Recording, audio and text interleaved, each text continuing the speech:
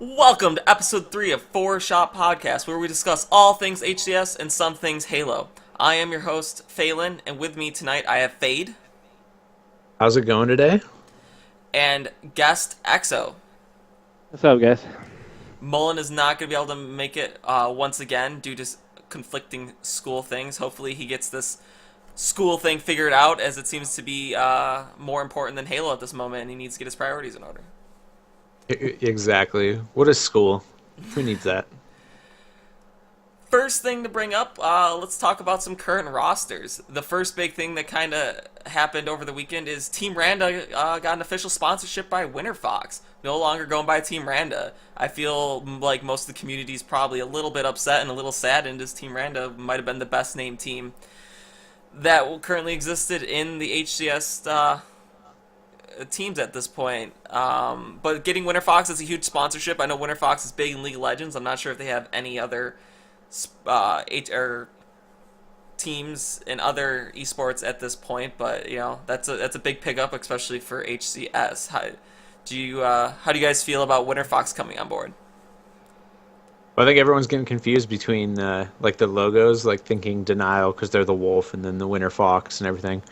But I think it's good. I mean, Team Randa, it's a fun name just because it's so generic, I guess. But again, I've said it before. I think the organizations are good. I'm glad that they're coming in, and it's nice to see them get a sponsor and have those guys get contracts. Yeah, I always like the idea that if Team Randa stuck with their name and then happened to drop Randa at some point, I always hope that they would stick with that name and just be Team Randa without Randa, but it looks like that will not come to fruition at this point. No, no, I guess not. The other big news as far as rosters goes is it looks like Ninja is leaving Noble Black. He did mention in a vlog that it just kind of wasn't working out with the team. He was disappointed with the finishes and all that stuff, but he may play with them this weekend during the Online Cup just for points sake. So, how do we feel about Ninja leaving Noble Black? Is it good for him? Where might he even go? Is there a team that's going to have an opening? I know there's been a lot of rumors about potential drops that may be coming in the near future. How do we feel about this? I think it's obviously it's big news, but you could tell during the tournament they weren't playing, up to par. They weren't playing their best, and like Ninja said in his vlog, it's just, everybody wasn't on the same page. They were individually wanted to win, but they weren't playing as a team like they should have, like other teams. But I don't know. I like to see Ninja go. Like, I like to see him go to WinterFox or, one of the other teams. But Ninja's skills and stuff, with his aggressiveness, what team does he go to? Yeah, I think what you're talking about, the aggressiveness, Winter Fox could be a good fit for him. They're definitely an aggressive team. Naded and RyaNoob and ContrA are super aggressive and everything. So, I mean, that could be a good fit for him. It would probably end up being in place of Randa or ContrA. I wouldn't see Naded and RyaNoob getting dropped from that team unless they left for something else. But I doubt we'll see a huge flurry of changes right here. Because it is the middle of the season, people will lose points, and those points are going to matter at the end. Like if we're talking about Winter Fox or CLG or anything making changes, the points are going to matter for the seeds going into the HCS finals. So I doubt there'll be too many changes. As far as Ninja leaving, yeah, I guess it just kind of wasn't working for him. That happens. I'm a firm believer that teams should stick together and work through stuff, but there's always a peak for certain teams, and certain players just don't work.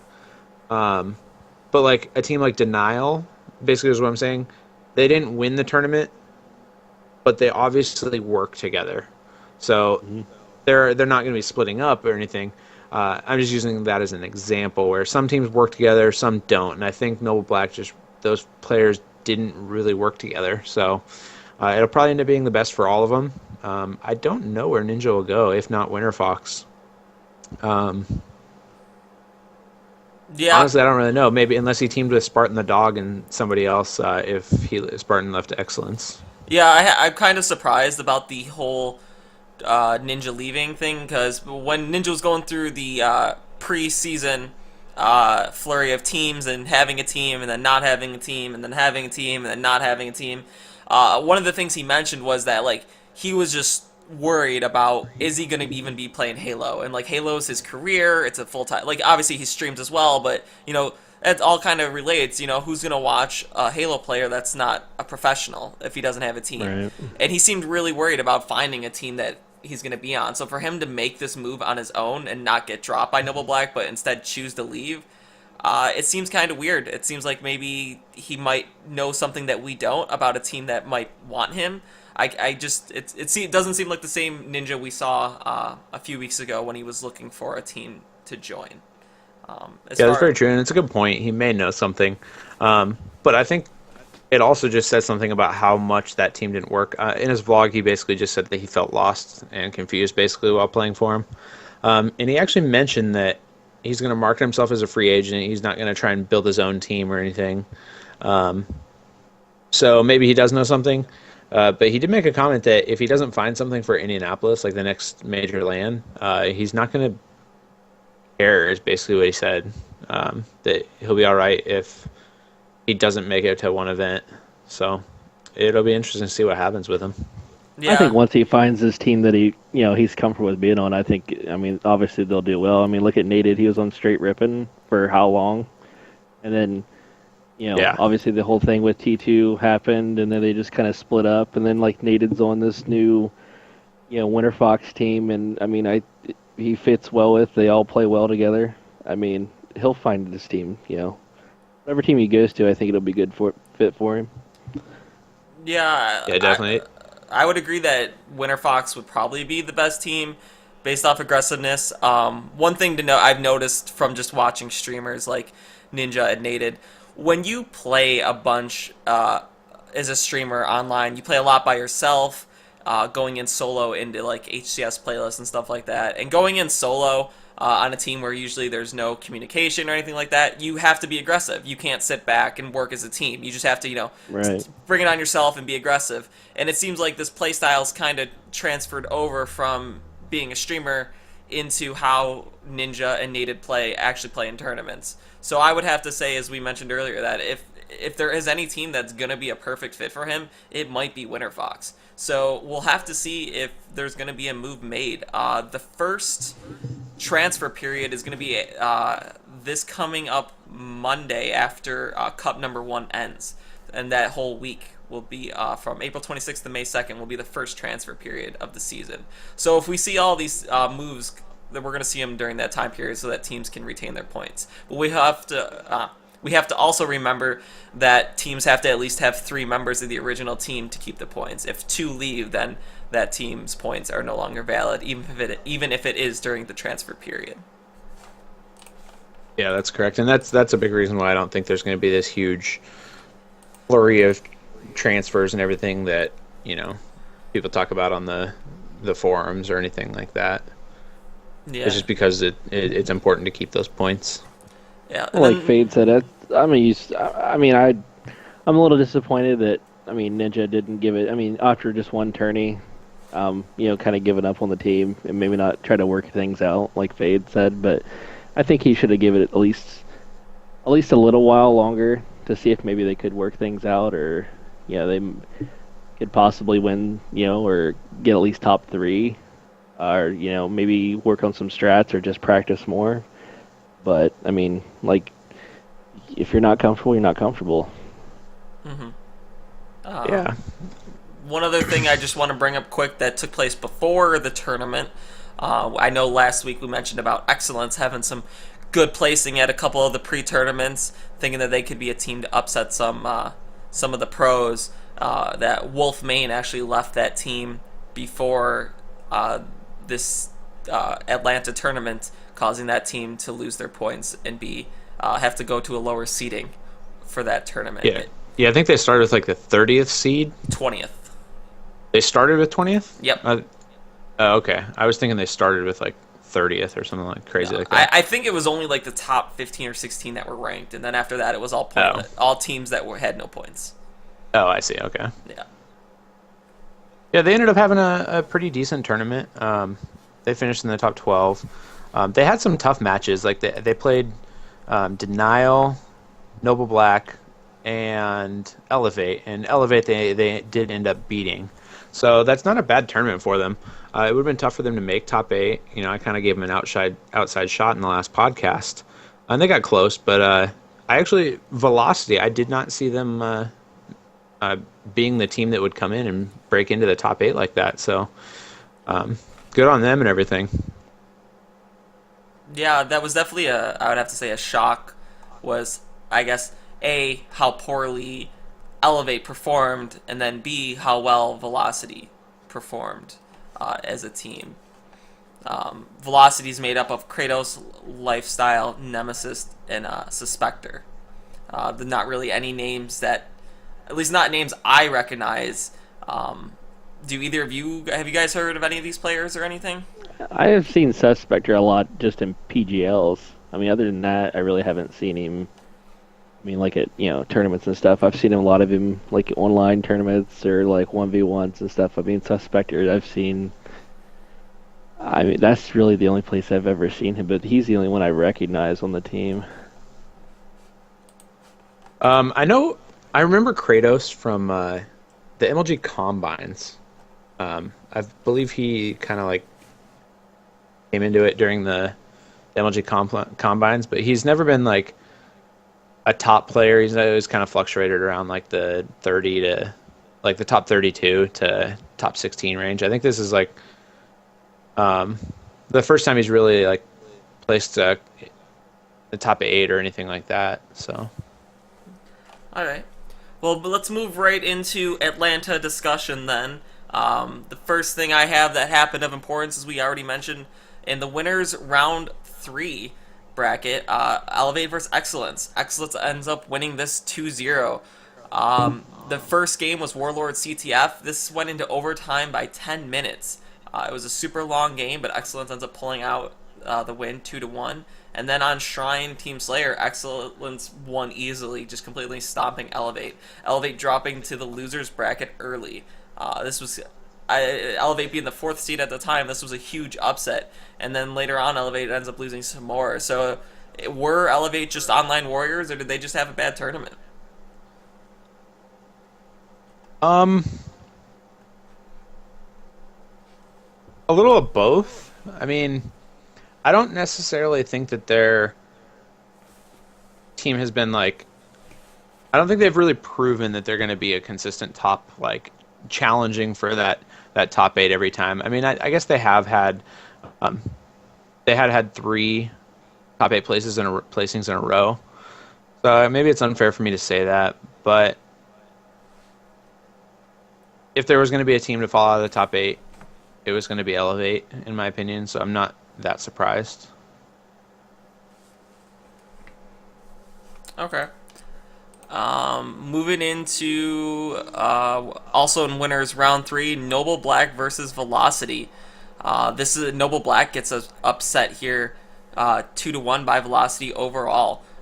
Game 1 was Warlord CTF, as we mentioned. Noble Black won that fairly easily, 5-1, but then Shrine Team Slayer, Velocity wins, and then King of the Hill on Warlord, Velocity wins 160-154, a fairly close matchup, knocking Noble Black down to the losers bracket. This probably was the first sign that we saw that, the Noble Black roster wasn't really working out, and that, that when Ninja decided to say that he was leaving, this may be where it all started to stem from. Yeah, it might have actually been before this. He kind of mentioned in his vlog about their sleeping conditions in their hotel was pretty terrible, to say the least. Like, I think he mentioned blood on the walls and bodily fluids all over the bed, that's pretty crazy and stuff. So that's a little gross and pretty terrible sleep, I guess. So that's one contributing factor. But like, I think it is that their team just didn't work. But I would have expected them to still beat Velocity. So Velocity coming in, stepping up, going down 1-0, and then winning 2 games in a row. The third game by 6 seconds. That's a good showing by them, and staying mentally in it and everything to be able to do that's impressive. Did it say who booked the room for Noble Black? No, he didn't mention it. I don't know if that's just the hotel I know Heinz has been posting on like Facebook about how he hated Atlanta and he never wants to go back and stuff like that. So I don't know if it was the actual venue that it happened in, or they stayed in a different hotel and it was just complete shithole or something. But Could have been just the area they might have been in. yeah, that too. Yeah, I know Atlanta's not necessarily have one of the best reputations of places to live. Blood on the Wall, that's pretty serious. Yeah, I mean, that is. I can't imagine going into, thinking you're going to have like this really upscale hotel. You get in there Thursday night, tournament the next morning, and you walk in and you see body fluids and blood on the wall. I mean, that really wouldn't put you in a good mood anyway. No, definitely not. I mean, these guys are used to sleeping in some awkward situations. I'm sure, like, I remember like going to events, 8 people in a room, just like random like blankets and stuff all over the floors and everything. But you still expect to be able to sleep in somewhere at least clean, and that's far from it. All right, moving into winners round 4. One of our first major matchups. We have CLG versus C9, or should I say CLG versus Choke9. C9 won the first 2, looking like they were going to easily take the series. CLG comes back and wins games 3 and 4 to tie it 2-2. That was a huge game. Yeah, game 4, Shrine Bomb goes to overtime by 3 minutes. CLG ends up winning it though, 3-2. The whole overtime period, CLG pretty much had complete control of the map, so it seemed like they were heading for victory in game 4. And then heading into game 5, Warlord Slayer. It always seems like it could be a coin flip on this map. You never know really who's gonna come out on top, but in this instance, CLG ends up coming out on top 50-44 in a relatively close game, knocking C9 down to the losers bracket. Is this what we expected to see between a CLG versus C9 match? Did we expect it to be this close? Did we expect C9 to win? Honestly, I don't know if I would have been able to predict either way, like strongly at least.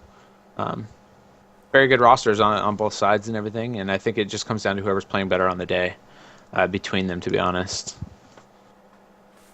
Okay. But honestly, it's just hard to really say. I mean, you might expect CLG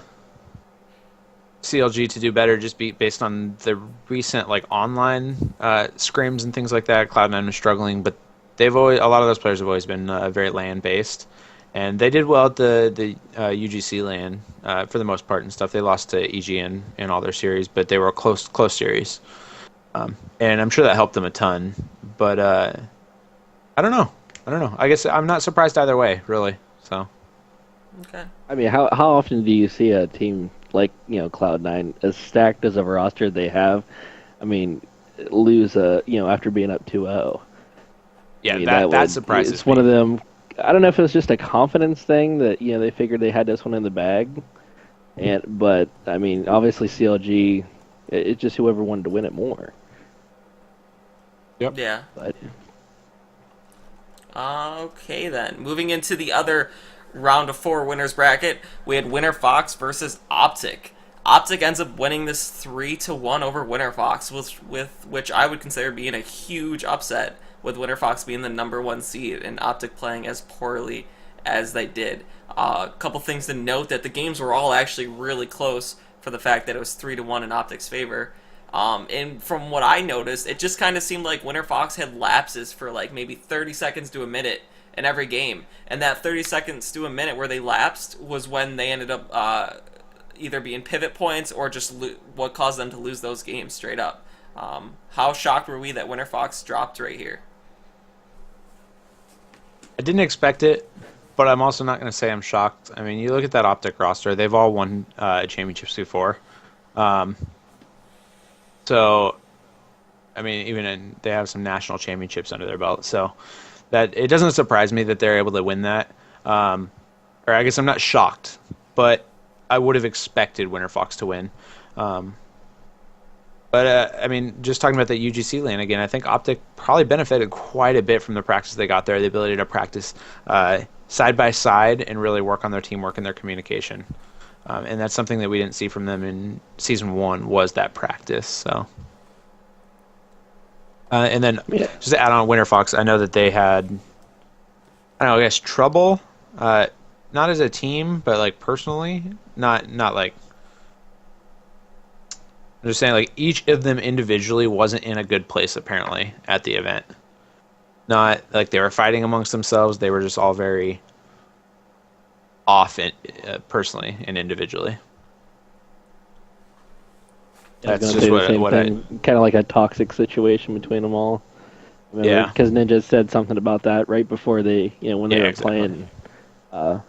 Before Noble played WinterFox, they were, like you said, they were arguing, and it was just a whole toxic situation before they even started that game with Noble. So, I mean, that could have carried from the whole OpTic game, and I would have picked WinterFox over OpTic. I mean, if I had my money on it, but I mean, like you said, OpTic, obviously they've won championships and they're a good team too. I just think that, I mean, they may not get enough, or how I want to put it. Maybe they're not. What's the term I'm looking for? Flavor of the week. Given enough credit, given enough credit. I want to say. Yeah. No, that's true. For who's on their team, but I don't know. I would have picked WinterFox, but like you said, Phelan, it's a huge upset, big time. Yeah. All right, moving into the loser side of things now. In losers round of 5, we have Elevate versus Velocity. Velocity ends up winning this series easily 3-0, knocking Elevate to top 12, with Reality Check, Annex, and Excellence Gaming all getting that 9th through 12th positioning. We already kind of discussed Elevate being in trouble. Do we think they're going to rebound from here, or is this kind of what we expect? Maybe during online tournaments they're going to do well, but during LANs they're going to struggle a little bit. I guess it depends on what you mean by rebound. Will they be top 8 at next tournament? Next LAN I'm going to say tournament? no. I'm going to say no, and I would be surprised if they're together next LAN tournament, maybe. Interesting. All right, moving into losers round 6 then. We have C9 versus Velocity. C9 ends up winning this fairly simple 3-1, dropping Velocity to a top 8 finish, officially finishing in 8th seed. Like we mentioned earlier, this was kind of a big tournament for them. We weren't necessarily expecting them to step up, but with Elevate dropping outside the top 8, someone had to do it. Someone was bound to get up into that spot, and it looks like Velocity was the team who was going to claim it. And then we also had in losers round 6, WinterFox versus Noble, which we already kind of touched on. WinterFox wins this easily 3-0. While they were having some team issues, they made it look fairly simple. For the most part, Slang was about the same during these games, but WinterFox was the way better objective player, and they made the correct moves at the correct time, and that's what propelled them to the 3-0 finish against Noble. Yeah, I think that WinterFox and Noble match is kind of what Ninja said. It's basically just like two teams that were not working correctly, playing each other, and as you'd expect when that happens, like WinterFox is just the better team. They're gonna win that. Yeah. All right. Oh, go ahead, Exo. I was gonna throw in just with Naded on WinterFox. For some reason, every time they'd flip to him, I feel like he had the sniper rifle, like on Shrine, all the time. And then I feel like he played more objective than anybody. So I don't know if... It's a very weird player to like try and pinpoint down or anything. Yeah, it's just... it was really weird from... I guess just kind of... Because I've watched Naded forever, but just kind of watching like the playstyle with straight ripping, and now when he's on this team, it's just... it's the same player, they play a whole different way with a different team. Just kind of find that neat. Yeah, Naded has never been much of an objective player until H2A kind of in this HCS kind of came around. This is the first time I've seen him kind of pick up that slack. I'm not sure if it's, on straight ripping there really wasn't an objective player too much other than T2 kind of some of the time. And on WinterFox, I'm not really sure if there's an objective player. So maybe Naded's just kind of, one of those versatile players who can fill in the role where necessary. But if he's picking up the objective work, then the team is losing his slaying ability. So they kind of need to get that figured out, because I would rather have Naded slaying than playing objective most of the time. Right. All right, moving into losers round 7, CLG versus WinterFox. WinterFox ends up winning the series 3-1 over CLG, sending CLG home. We saw WinterFox being super aggressive. This is why we think maybe Ninja would be a good fit for that team if they do decide to make a change. If WinterFox was to make a change, who do we think they're gonna drop? Is it gonna, like we said, it wouldn't be RyaNoob or Naded, but assuming they were only able to drop one to keep the points, would it be Randa or would it be ContrA? I think it would probably be ContrA. Yeah, I was gonna say the same thing, ContrA. I know. I think ContrA is a good individual player, but I just don't. I mean, I haven't really followed ContrA a whole lot, but just watching 1v1s and individually he's good. But I mean, for being on a team, I mean, I don't really know what I can say. I know, just like watching this tournament this weekend, really, when WinterFox was playing, I mean, how many times did they flip to ContrA? Maybe not that many compared to, the other three members of their team. I mean, I don't know if that means something. I mean, ContrA doesn't really... It just seemed like more like he was just kind of like there. Wasn't really pulling out like huge plays. I mean, that's just my opinion, but... Yeah, I think I'm just going to start saying that I don't think WinterFox is going to make a change. Period. I don't think they will. But if they did, I think it would be ContrA that ended up going. I know that RyaNoob and Naded and Randa have really enjoyed playing together, and I think Naded feels really comfortable playing with them. So because of that, I would say that ContrA would get dropped if that happened. I'm just not expecting that to happen.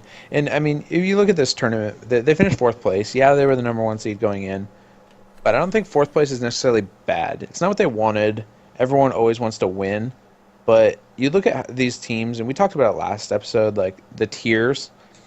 WinterFox is in that top tier, and so is Cloud9. It's not like they're getting upset by, velocity or anything like that. They finished 4th place with Cloud9, Denial, and EG finishing above them. EG and Denial played great the entire tournament, and Cloud9 is a very, very, very talented roster.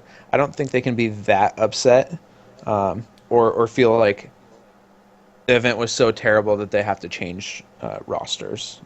I'd be surprised if anything happens, to be honest.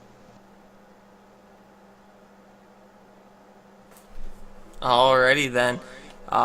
Moving into losers round 8, just to touch on it quick, we have C9 beating WinterFox 3-1, sending WinterFox home with a 4th place finish, which we mentioned probably isn't all that bad, but we may see if dropping a player might be able to propel them up into top 3. Moving into winners bracket finals, we have EG versus Denial. EG ends up winning this 3-0 in a pretty relatively easily fashion. We had game 1, which was Shrine Bomb. EG scored if you want to see how to start a bomb game on Shrine, watch the VOD, a replay of this VOD. EG scored the first bomb within the first minute of the game start. I'm pretty sure they killed all 4 right off spawn, took the bomb, went in, spawn trapped them, and scored. They ended up scoring the second bomb in the last 30 seconds. All around, it was an interesting match. Watching EG just pretty much handle Denial in that game, and they ended up winning that 2-1. Moving into game 2, Warlord Team Slayer, a super close matchup here, which could have, a toss-up could have gone either way. EG ends up winning 50-47. And then in game 3, Lockdown Oddball. The big thing here was Mikwen was going off with that sniper. Yeah, he was. He had all 12 bullets, I'm pretty sure, hit something. Whether it was a no-scope or scoped in, he was going off. He ended up getting a killing frenzy with that said sniper. And he ended up using that. He controlled the map for like 2 to 3 solid minutes. They had control of that map.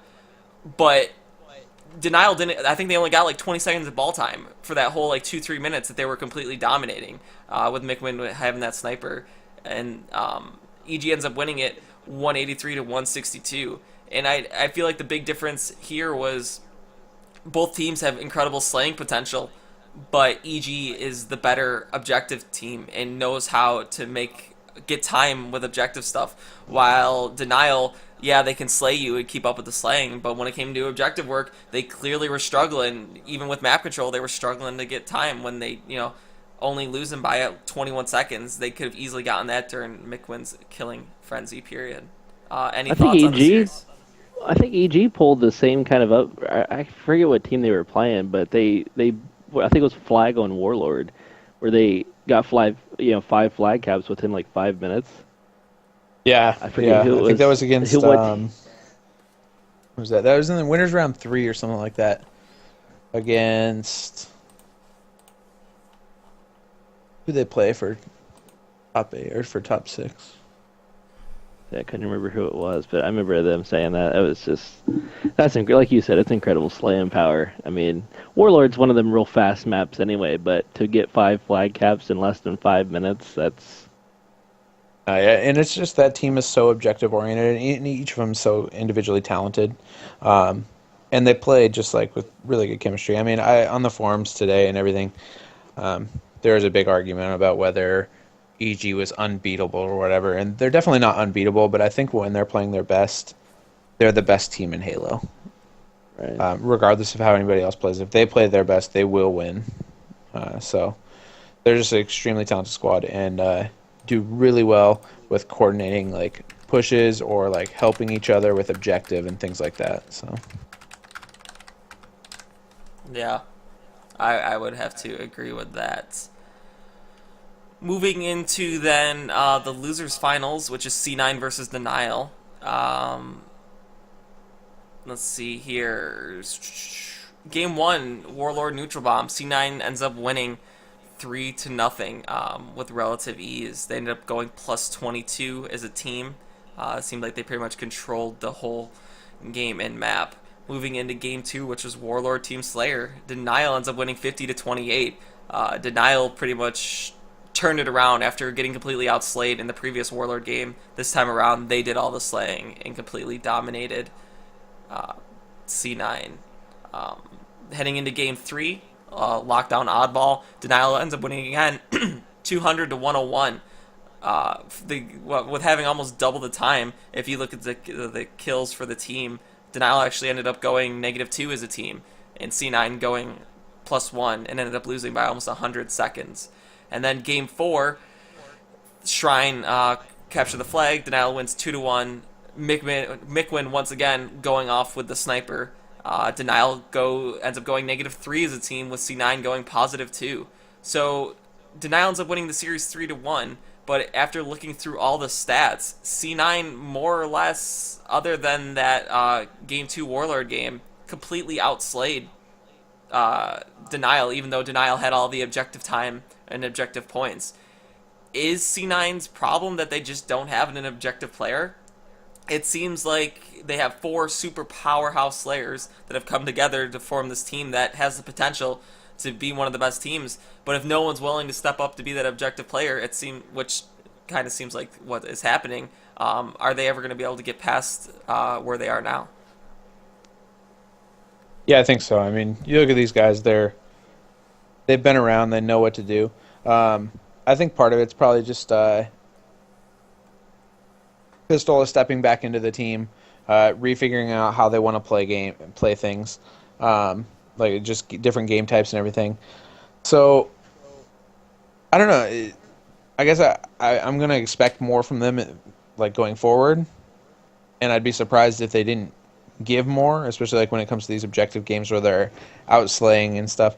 I think it's just coming down to execution. Like, they need to be better about execution. I mean, you can't lose slaying and then win a game, like an oddball game, by 100 seconds if you're not able to capitalize on every opportunity. You're not going to win a Shrine flag game getting outslayed if you're not capitalizing on the opportunities that you do get. So I think that's something Denial was doing well at, and Cloud9 needs to work on. It's just that, like, capitalization in specific moments. If we think one of the players needs to step up to be kind of an objective player, who on the team is going to do that? I mean, I think everybody needs to. I don't think a single player can just be like, oh, I'll do objective, because it all depends on who's in what position at what moment in the game. But there always has to be people that are a little, or not, they don't have to, but tend to be a little bit more forward, like hold forward, charge, be aggressive, get in, get the objective type of mindset. And I think that FearItSelf and Pistola really need to start doing that. VictoryX has always been kind of a support type player where he likes to sit back and help his teammates, and he doesn't. I don't believe that he operates as well when he's like in the thick of stuff, so to speak. Because of that, I think that Pistola and FearItSelf would do the best at just trying to get in there and really push forward, be aggressive, and help their team secure objectives. Okay, then moving on into the grand finals, we have EG versus Denial. Game 1, Warlord neutral bomb. EG ends up winning 2-1, going +6 as a team. Game 2, Lockdown Team Slayer. EG wins again, winning 50-34, going +15 as a team. With yeah, I don't know. Denial ended up going -16 as they had a suicide as a part of that game. And then Game 3, Warlord King of the Hill. We based on the first 2 games of the series, it seemed like EG was rolling and that they were just gonna take the third game, go home. That would be it. But Denial ends up winning 157-120 on Warlord King of the Hill. Moving into Game 4, Shrine 3 flag series, or games tied at 1-1, goes to overtime. Within the first minute of overtime, Denial ends up getting the flag to push it 2-1 to head to Game 5. Hit the Game 5 Shrine Team Slayer at the 43-31 mark in the game randomly ended and had to be restarted. But once it restarted, the final score between the 2 games ended up being 50-34, and Denial ends up beating EG, sending EG to the losers bracket, setting up a grand final. How shocked were we that Denial ended up winning this series? Was it just Denial playing super well? Was it EG struggling? Was it the fact that maybe Mikwen was having a godlike tournament with the sniper? Is it something we can expect in the future? How do we feel about the series? Go ahead, Exo. I mean, I think Mikwen had a lot to do with it, but I mean, obviously, it's not just one person. You know, it's the whole team. I mean, Mikwen obviously had a great game and everything, but I mean, obviously, I think if one person in your team's having a game like that with any other sport, obviously the other players will feed off of that, and I think it makes them play a little bit better.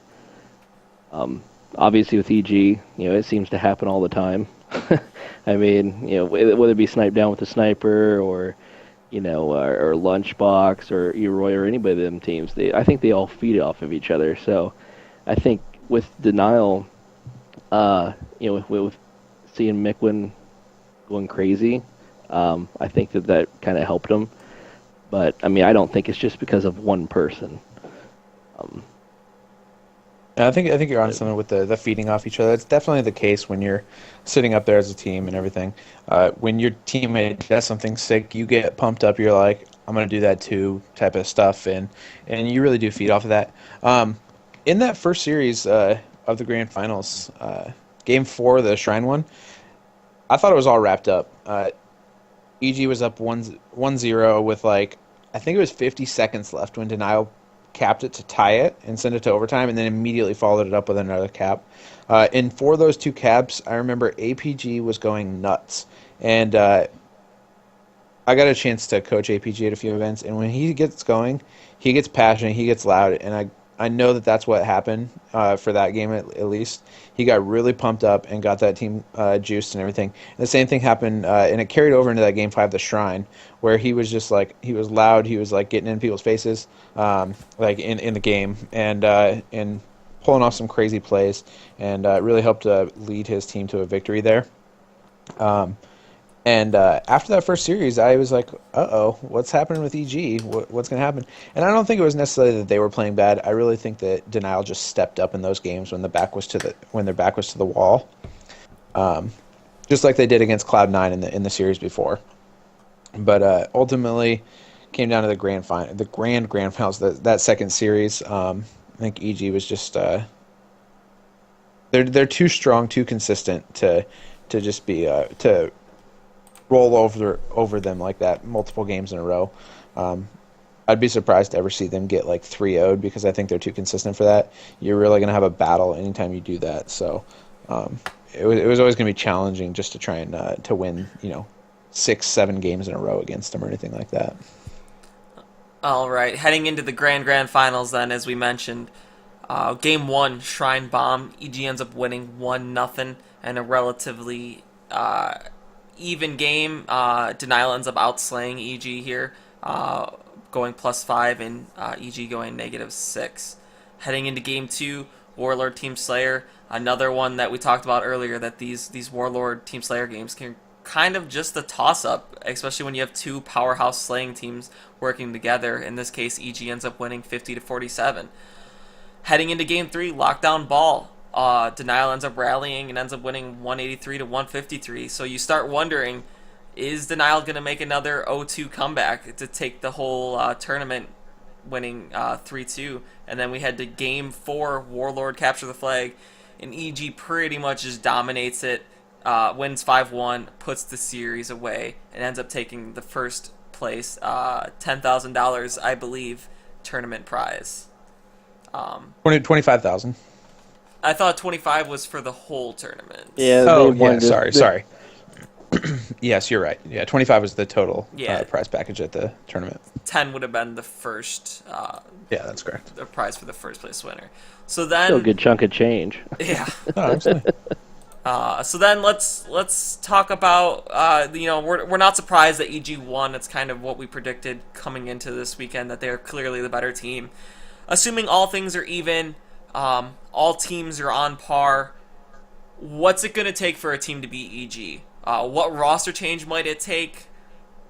Not assuming EG's having a bad weekend, assuming EG's playing just as well as they always play, what's it going to take for another team to be able to beat them and take the first place prize? I'm not sure. Honestly, I'm not sure. If they're playing their game, I'm not sure that there is a roster change that's going to make much of a difference. But with that said, I don't think Denial, Cloud9, WinterFox, CLG, I don't think any of them are that far off. We saw Denial beat them in a series, and could have easily beat them in the second series. Or if that first series, the series they won was the first time in the winners final, then it would be EG trying to win 2 in a row. So I think it just comes down to the day, to be honest. I'd be surprised if EG just steamrolled the season and won everything. So my guess is that Denial, Cloud9, WinterFox, one of them are going to win an event. They're going to take down EG. EG's not unbeatable. They're very, very good, but they aren't unbeatable. So, tons of close games. They actually lost multiple games throughout the event and even lost a series. So it's not like they're invincible or anything. They're just very strong. I think consistency is the big thing. Exactly, and that's what I was talking about with say if Denial, say if they go back home, they get on, they practice, and they may go look at the videos and stuff of what maybe what they did different in different situations, or in certain situations they might have done better than Denial. I think Denial maybe will take some notes and maybe apply that to different, the upcoming tournaments and stuff, and we might see an upset, which I would like to. It's just I like EG. I think they're a great team, but I'd like to see, that's like the, like the Chicago Bulls, how many championships did they win in a row? Yeah. I'd like to see a different team, up and coming, make a big name for themselves, saying, we could do it with this roster. And like you said, I wouldn't want to see EG steamroll, but it's possible, but I don't think they're unbeatable either. Okay. So if we look at the standings for the top 8, we have EG with first place, taking home 600 points. Denial in second with 400 points. C9 in third with 300. WinterFox takes fourth with 175. CLG takes fifth with 125. OpTic Gaming sixth with 100. Noble Black 7th with 75, and Velocity takes 8th with 50, and then Elevate, Annex, Reality Check, and Excellence take 9th through 12th, all earning 30 points. Heading into then this weekend's Online Cup 1, what are our predictions? Is EG going to win again? What do we see the top 8 shaking out to be? I mean, I think they very could. It's always a safe bet, I guess, to pick EG to win it.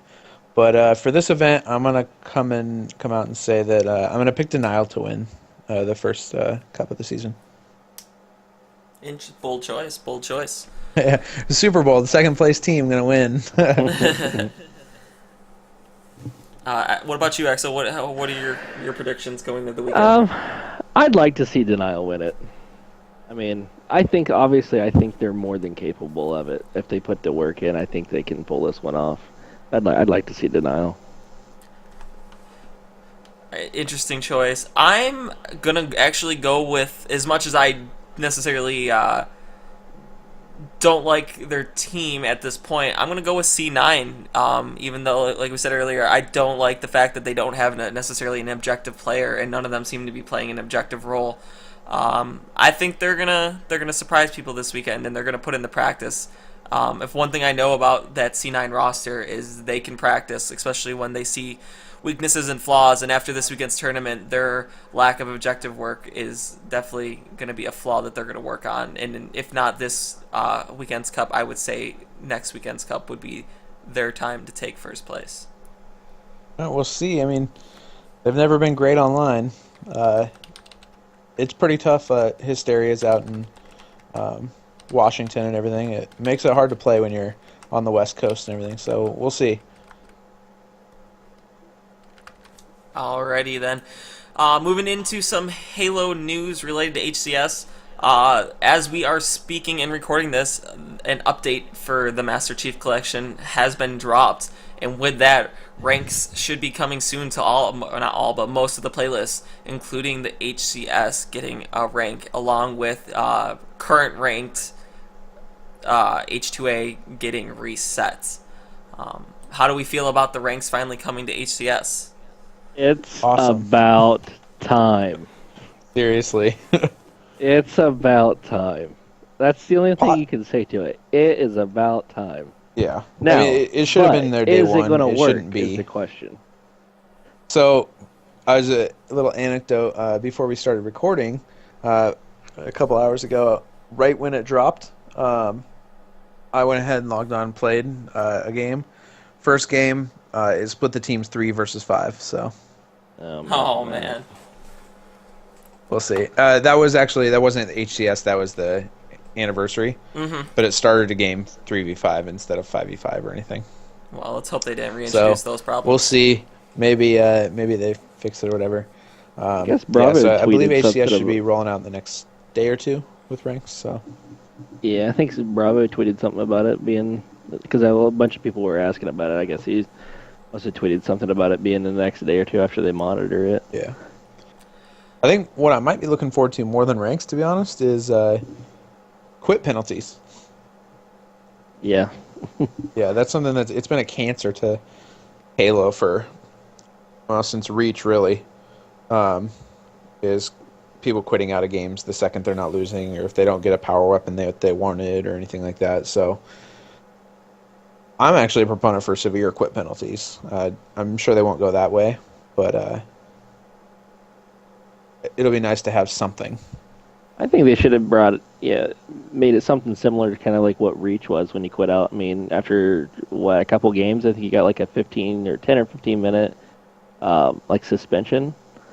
Yeah. Where you can go back into matchmaking. Yeah, my personal, what I would put in if I got to choose, is if you quit a game, you're banned for 5 minutes.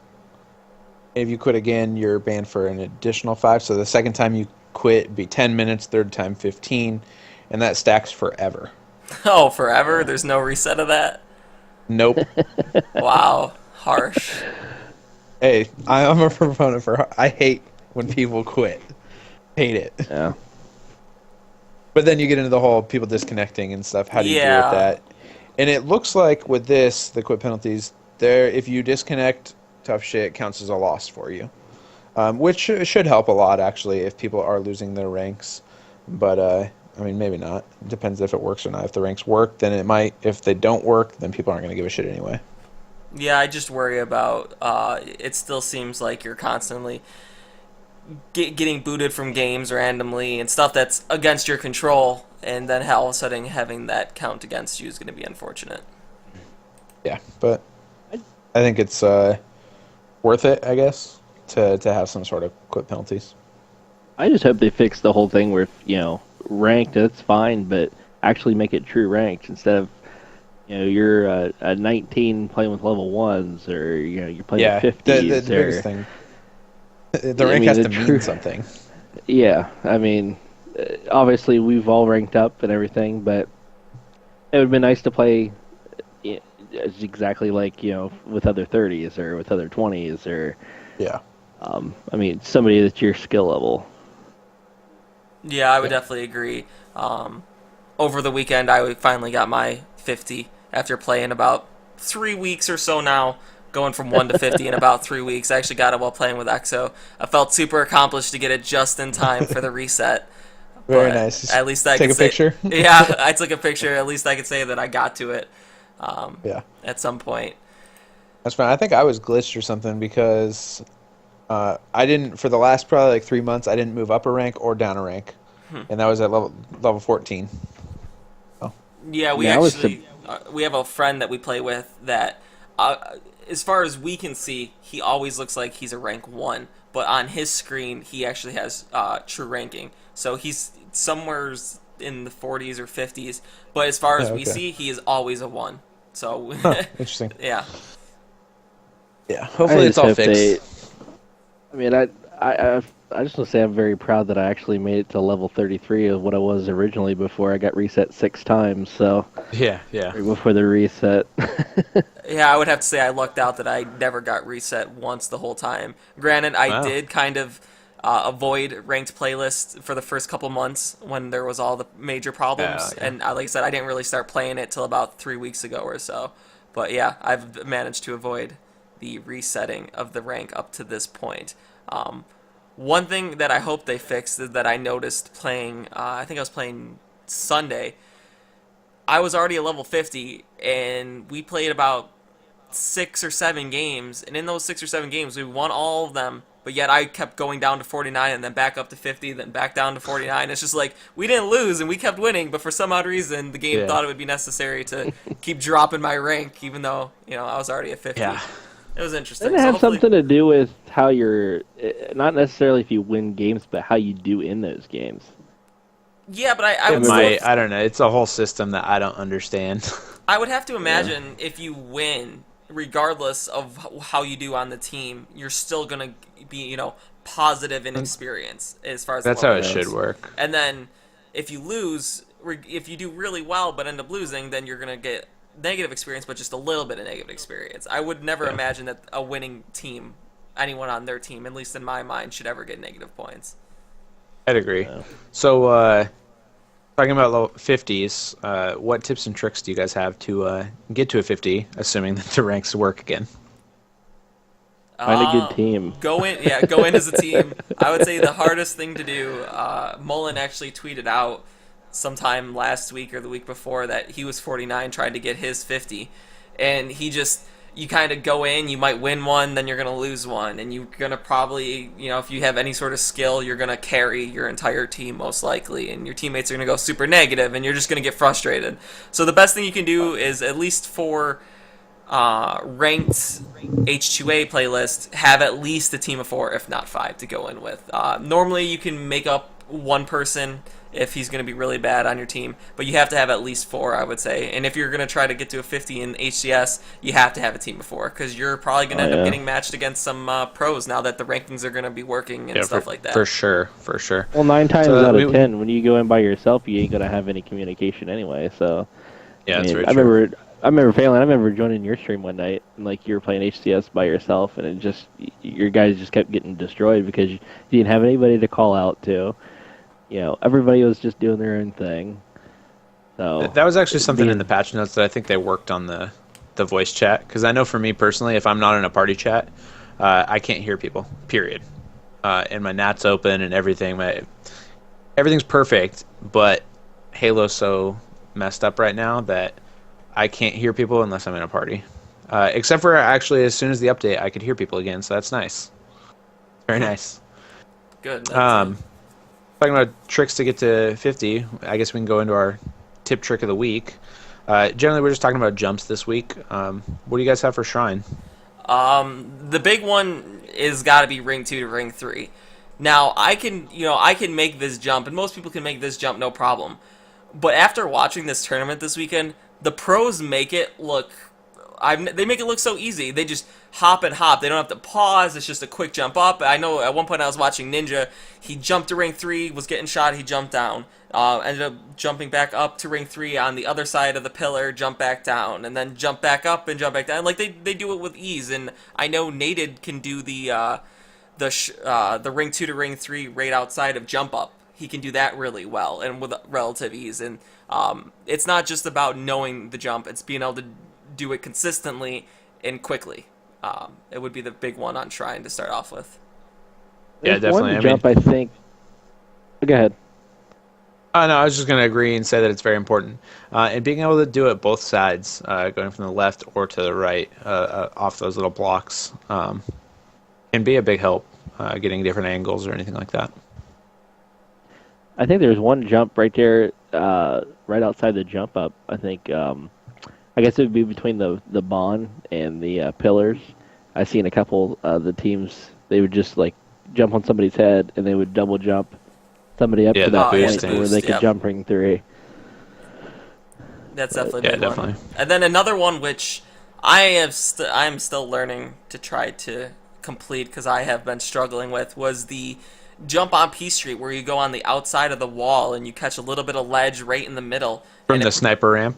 Yeah, you go from sniper ramp to just out the outside wall of P Street, right onto where P Street, where the jump up is, to ring 3. Like I said, I've done it a couple times, but nowhere as consistently. And watching this tournament, I think Snipedown hit it every time I saw him try to do it. So that's definitely one that could be very useful because you're going to be able to avoid the grenades or anybody coming up on your opponent's carbine trying to shoot you.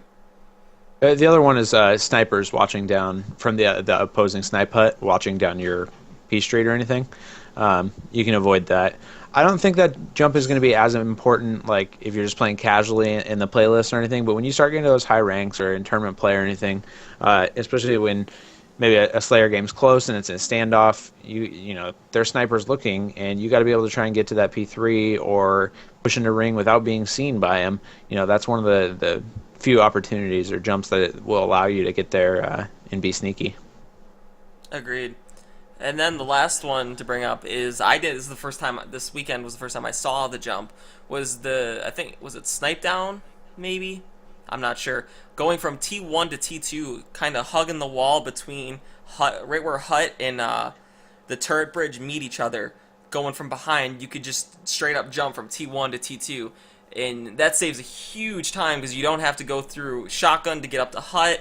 You don't have to go around to turret ramp to get up that way. You know, it's kind of a shortcut right through the middle. I haven't had a chance to practice it yet, but that was the first time I had seen it was this weekend, and it's definitely one that can be huge as far as moving around the map. Yeah, I think it's one similar to... I know I mentioned it very briefly, how you can do it with the bomb. Or not while holding the bomb, but you toss the bomb and then can do it, basically. Is from the front of the bases up to the BR without having to jump on a rock or anything like that. I think it's some of that. You just have to time your crouch just right to be able to, get your toes up over the ledge.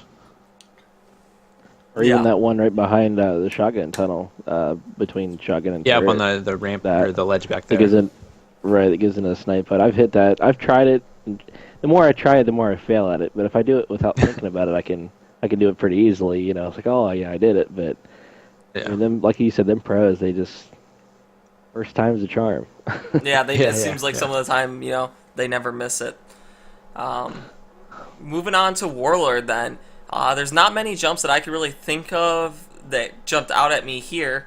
The only one I had written down was the shotgun to top mid. I feel like most people know this jump, but a lot of people don't seem to take advantage of that jump. And, it's a quick way to get up to top mid, control top mid without, having to get too far out in the open.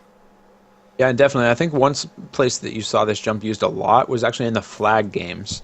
When you're bringing the flag back bottom mid, if you hop on, like if you're running past yellow or green base, the side bases, you can jump on it and then hop straight to top mid from those shotgun blocks.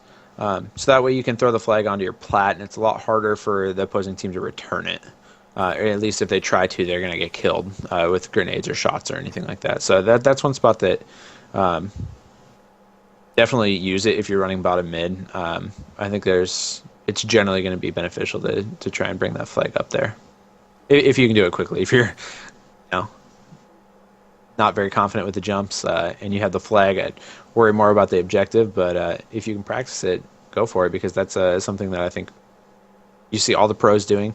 And there's a reason for it, and it's so that they can't get those, protect their flag, surprisingly, by having it out in the open. Yeah, and then the other big one, which is not a hard jump by any standard, you just don't see a lot of people doing it, is ramp to nerd, especially when you have the flag. If you have the flag and you're taking it up into your base and you're going up your own ramp, jumping to nerd, if you happen to die, will let that flag be in a position so that your teammates can grab it without having to jump out to a different part of the map. They won't have to jump the plat and expose themselves as much. They can just slide along that ledge and try to grab it. That's very true. So it's just something that you see the pros do it, but outside of them, you don't. I don't think I've ever seen it in any ranked playlist or HCS playlist that I've ever done. So it's definitely something to keep in mind when you're playing in the future. Heading into lockdown, then there's kind of a lot of interesting jumps here. One of the big ones I had was shortcut. I feel like everyone pretty much knows shortcut. If you've ever played Halo 2 at any point, you know how to do shortcut. But it's always, I saw this weekend in one of the matches, Pistola missed the shortcut jump going, and it's just a reminder that no matter how pro you are, no matter how many times you've done it, everyone is susceptible to missing shortcut jump once in a while. Yeah, it's more of a like you crouch too late, isn't it? I'm not sure what even happened with him. I think he kind of took an awkward angle to it, and I think he crouched too early or something. But yeah, he just didn't make it high enough, and sure enough, just fell right off the map.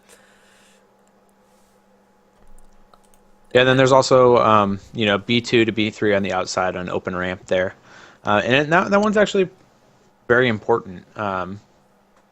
Because you can dodge a lot of grenades. I mean, when you try and go out on that open ramp, people know you're there. If they know you're coming, I mean, it's so easily naded. You're just toast. But if you can do that jump from B2 up onto the ledge above the B2 door, and then up onto B3, you can avoid some of the nades, and then you can also surprise players and get up there quickly.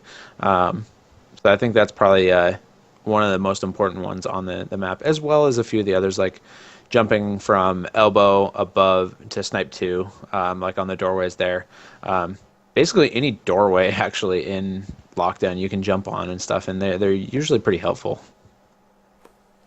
Yeah, I would agree. And then the other one I had written down, which is not always useful, it's probably more useful in ranked, I would say ranked oddball games, where the oddball spawns not randomly, but at different points throughout the map once it gets thrown off, is the going from BR1 to just outside the door of bottom left or bottom blue, whatever you want to refer to it as. You kind of need a little bit of momentum to be able to make the jump, and you'll land more or less just outside that ledge there on the ramp to bottom mid. But by doing that, you can cut off a huge portion of the map to get from BR tower right to bottom blue, especially if that's where the objective ball has decided to spawn up. Like I said, for the most part, you're not going to necessarily want to use it too much, because a lot of times teams will spawn bottom blue, and you're not going to want to just jump in front of the door unless you have a sword or something like that. But it can be a jump that can help and save time in certain situations. I remember seeing Lunchbox do that jump a lot, and first before I even knew about it, and then every time I've tried to do that jump, I mean, I fail every time. Yeah. But yeah, it's one of the few jumps I've learned to master over my time. I guess the other one I should mention. Sorry, go ahead, finish. Oh no, I was just gonna say, like, it was kind of similar, like lockdown. just some of the jumps that you wouldn't like the original Lockout Halo 2 Classic Lockout. It had its own set of jumps, and then they remade it for Halo 3, Blackout, which I think was basically a miniature version of what Lockout was supposed to be like. A lot of those jumps had their own jumps. You used to be able to jump from B1 to B2. And now the Halo 3 version. now Lockdown has its own set of jumps that you can do that are different. So, all same map, but the different, just different versions of it all have their different jumps. Yeah. The one jump I think we haven't mentioned yet actually is from Snipe 1 to top mid. And you jump the outside the railing of the walkway and then jump up. And that's really good for being able to get up and grab that ball quickly, like if you spawn at snipe or anything like that. So that's one that is always nice to have in your back pocket too. It also allows for different little jumps that you can do to try and trick people if you're in a fight over at Snipe Tower. Yeah, I find myself using that. It's a good one for pushing across the map. If you're at Sniper Tower, a lot of times they'll be looking for you to jump from S3 or something to push across, and if you can just hop up, you usually can get the first shot up on someone, especially if someone's guarding library door or something like that. Yep. All right, then, moving into our question or topic of the week, however you want to consider it. This week I want to talk about toxicity of teams. After, we've talked about Hysteria before and his toxicity and, the toxicity that may have been going on with WinterFox this weekend. At what point is it toxic, and at what point is it someone just trying to be helpful? And what's that fine line you have to walk? So I think it all depends on the personality of both people, whoever's giving it and receiving it. So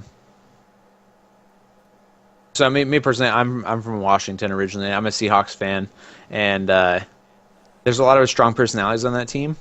But what they all have in common is that they're willing to listen to their teammates. And then if they do have problems, they hash it out real fast and then forget about it. It's over. They're done with it. So I think that's kind of a mentality that you have to have a little bit, is just to be able to realize, hey, if someone on my team's telling me this, it's probably because they mean it, like they're trying to help. I mean, your teammate's not out to hurt you. So it really comes down to personality, but it's a lot easier to take criticism from someone you like than it is from someone you don't like. So when a team's not very personal to each other, they don't like each other that much, it's going to be a lot easier for that toxicity to manifest and everything, as opposed to just being constructive criticism. Yeah, it also helps. It also helps if you're offering a suggestion, not just a criticism. Being someone that offers solutions rather than just points out problems helps as well. Yeah, I would have to agree that it comes down to just, I guess, how well you know the person that's dealing or giving out the remarks. Because I remember when EG fell early in preseason Cup 1, afterwards, Roy was just kind of berating his brother, saying he was making stupid moves and he was making, bad decisions. And it's the type of thing where if they weren't twin brothers, I wouldn't have been surprised if that would have been enough to separate a team. Because, Roy seemed to be saying some fairly harsh things, basically, without directly saying, Lunchbox, you're a bad player, was saying that, Lunchbox, you're a bad player. And, the fact that they're twins, they grew up with each other, they probably understand, they don't mean it like that, and they're just trying to get better. So I would have to say that the friendship of the team is definitely an important part in how you're going to give feedback. And the more you know each other and the more you may happen to be related can always help with, no matter what the feedback is, the persons we're going to realize they're just trying, the two players are just trying to get better. Well, like the similar thing with Cloud9. I remember Ninja mentioned in his vlog when I watched it earlier, about Cloud9 when he was on that team last season. They were constantly ripping on him for just different things. But he said that even though they were ripping on him, he kind of took it as constructive criticism because he still felt comfortable playing with them. This whole thing with Noble going on, when they were ripping on each other and they were ripping on Ninja for different things, obviously he was taking it, more of as a toxic situation and not as constructive criticism. So right there is like two examples of it could be either or. It's just depending on how you're taking it. Yeah, and it's also, I feel like, the maturity level of the person. The more mature someone is, the more likely they'll be able to realize, like, take it for what it is constructive criticism, and not just being mean or anything like that. Okay. That about does it for this week's podcast. So to start wrapping up, is there anything you would like to say, Fade? I just want to thank everyone for watching. We're new and everything, and we're still getting our organization of everything down, and so we really appreciate you guys listening to us and everything. We got more to come. If you want to give us shout-outs or anything, like with things you want us to talk about, send emails, tweet us, anything like that. My Twitter is @FadeyFade, PHADEY, and yeah, thanks for listening. All right, EXO? I just want to thank you guys for having me. First of all, it's been fun. My first podcast. Obviously, I'm getting back into the competitive field of Halo, so this is kind of a good feel for it. But definitely keep watching. It's fun watching you guys every week and listening to you, and obviously playing with you guys online. So if you guys give me a shout out on Twitter, it's Twitch_EX06. And most of the times on the weekends and during the week, I stream on Twitch at twitch.tv/EX06. Awesome. Yeah, and I am Phelan. It's twitch.tv/Phelan, FAIL3N. Same thing for Twitter. If you have any questions, comments, Clements, anything along those lines, please shoot an email to 4shotpodcast@gmail.com. That's 4 is in the number 4, shotpodcast@gmail.com. We'd love to hear any sort of feedback from you guys. Any sort of questions or comments that you want us to discuss going forward, or maybe some reactions to some things we've mentioned so far. That is going to about do it for this week's podcast. Thanks for listening.